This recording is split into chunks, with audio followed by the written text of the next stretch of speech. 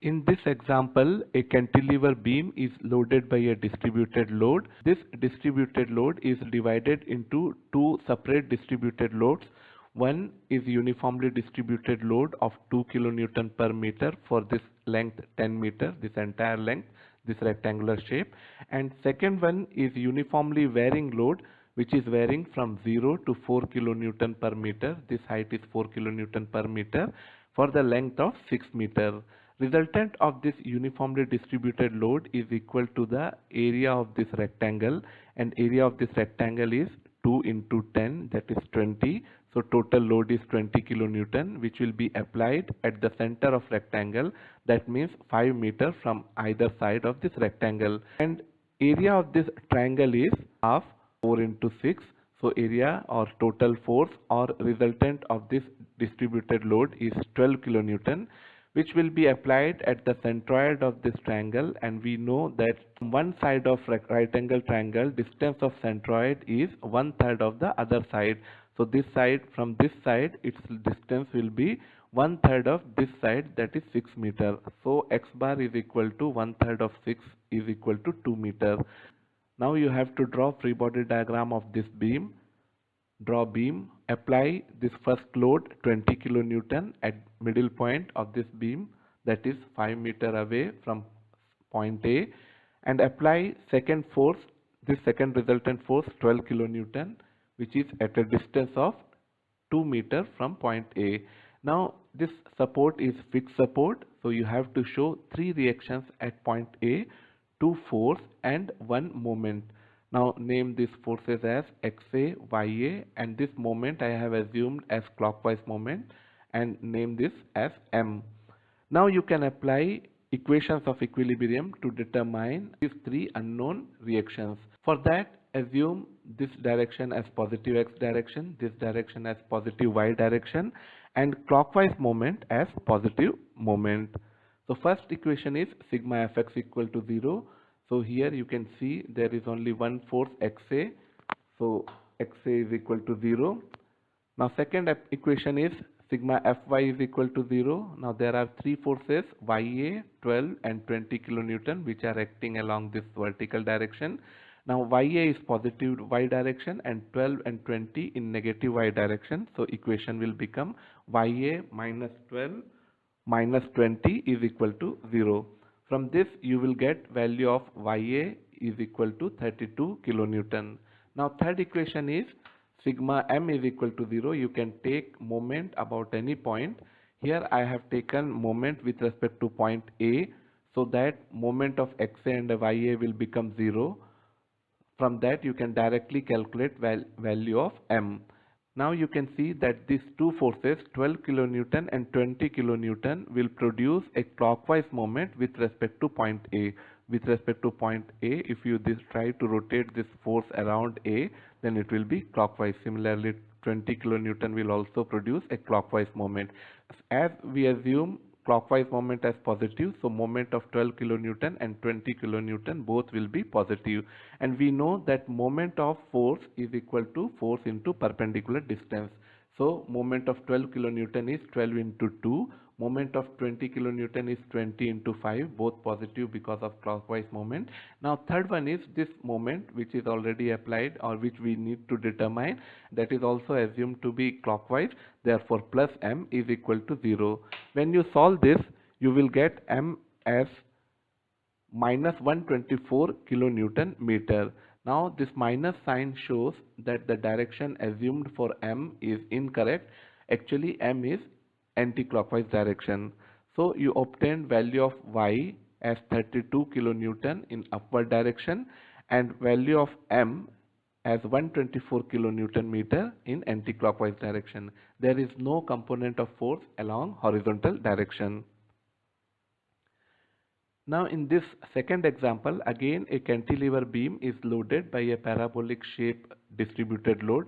Here load pattern is from this point to this point it is acting vertically downward direction, and from this point to this point it is acting vertically upward direction. You can get this loading pattern by applying two loads. One is this load which is under parabola for throughout from this point to this entire point, and second load is this one, which is a uniformly distributed load acting upward direction. So uniformly distributed load is acting in this rectangular area upward direction, and this parabolic load is acting from this point to this point in vertical downward direction. So this part will be cancelled out by these two opposite forces. Now this pattern can be represented by these two distributed loads. So for this distributed load, we need to determine resultant of this distributed load. That means we need to determine area enclosed by this parabola and this chord, and this is given by A is equal to 2AH divided by 3, where A is this side, which is equal to 6 meter, and H is this total height from this point to this point, which is equal to 900 plus 300. When you solve this, you will get 4800 Newton. So resultant of this distributed load is 4800 Newton, and you have to apply this resultant at its centroid. This is the centroid, and distance of centroid from this side of parabola is given by 3a divided by 8, where a is equal to 6 meter. So 3 into 6 divided by 8, you will get 2.25 meter. So centroid, you have to apply this load at this point. Now second force is a uniformly distributed load acting upward direction, and area of this rectangle is 6 into 300, or 300 into 6, which is equal to 1800 Newton, and you have to apply this load vertical upward direction at the center of this rectangle, which is 3 meter from either side of this rectangle. Now draw free body diagram of this cantilever beam.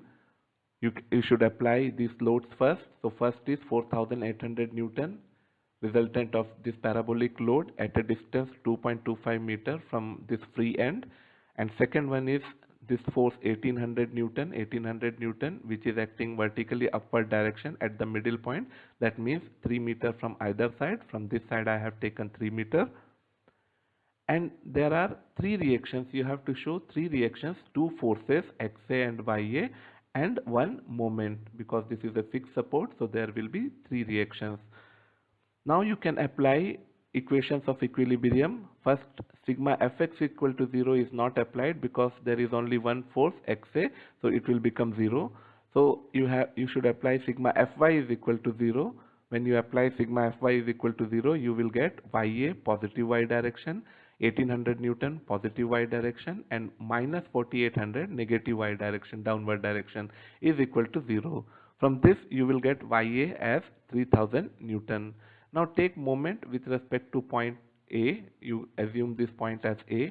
So moment of XA and YA will become 0, and assume clockwise moment as positive moment.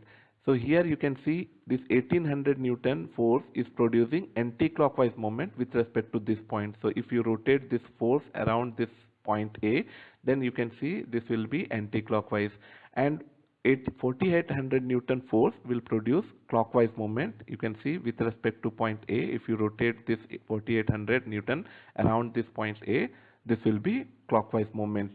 So moment is, and we know that moment is force into perpendicular distance. So apply this equation, sigma ma is equal to 0. You will get 1800 into 3 anti-clockwise, therefore minus 4800 into 6 minus 2.25. Distance of 4800 Newton from point A is this distance, which is equal to total distance 6 minus 2.25. Third one is this reaction moment, which is equal to m and assumed as clockwise. Therefore I have taken this as plus m is equal to 0. When you simplify this, you will get m is equal to 12,000 minus 12,600 Newton meter. The negative sign means the moment assumed is incorrect. Actual moment m is in anti-clockwise direction. So that way we got m as 12.6 kilonewton meter in anti-clockwise direction. Thank you for watching this video.